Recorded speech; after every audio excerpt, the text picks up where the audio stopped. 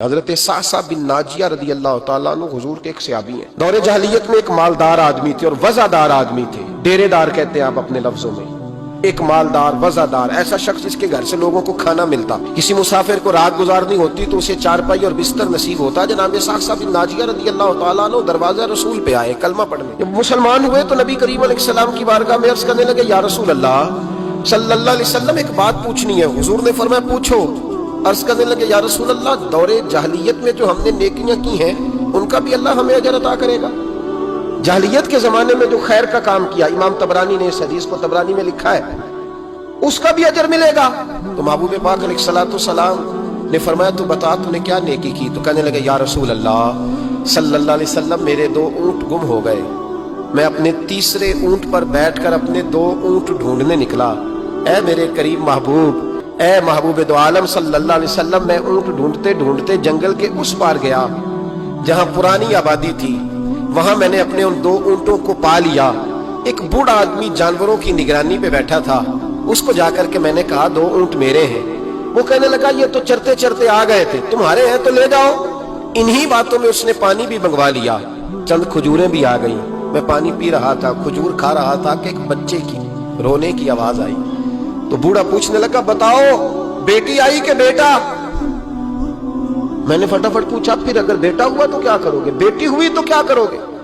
کہنے لگا اگر بیٹا ہوا تو قبیلے کی شان بڑھائے گا، اگر بیٹی ہوئی تو میں ابھی اسے زندہ دفن کرا دوں گا، اس لیے کہ میں اپنی گردن اپنے داماد کے سامنے جھکا نہیں سکتا، میں بیٹی کی پیدائش پر آنے والی مصیبتیں برداشت نہیں کر سکتا، میں ابھی دفن کرا دوں گا۔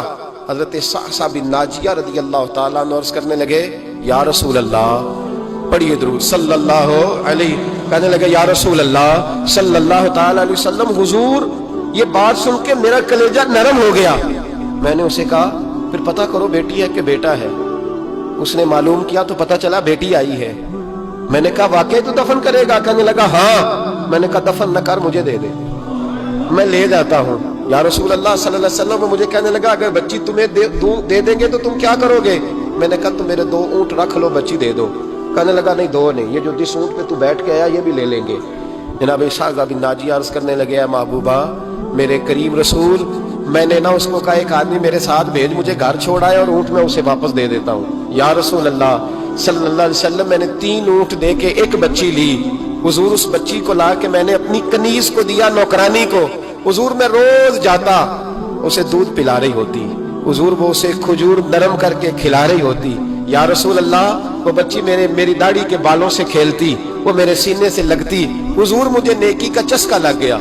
پھر میں ڈھونڈنے لگا کون کون سا قبیلہ بچیاں دفن کرتا ہے۔ یا رسول اللہ میں ڈھونڈنے لگا، حضور میں 3 اونٹ دے کے ایک بچی لایا کرتا۔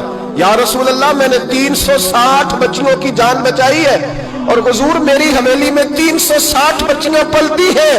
اے آمنہ کے لال بتا میرا مالک مجھے اس کا اجر دے گا؟ کہتے حضور کا تو رنگ ہی بدل گیا، داڑھی پہ آنسو گرنے لگے، اٹھ کے مجھے سینے سے لگایا، میرا ماتھا چوم کے فرمانے لگے، یہ تجھے اجر ہی تو ملا ہے، رب نے تجھے دولت ایمان عطا کر دی ہے۔ یہ اجر ہی تو ملا ہے کہ رب نے تجھے اسلام کی دولت دے دی، یہ اجر ہی تو ملا ہے، یہ ملا ہے اجر۔ اور محبوب فرمانے لگے یہ تیرا دنیا کا اجر ہے، اور تیرے رسول کا وعدہ ہے قیامت کے دن بھی رب کریم تجھے خزانے کھول کے اجر عطا فرمائے گا۔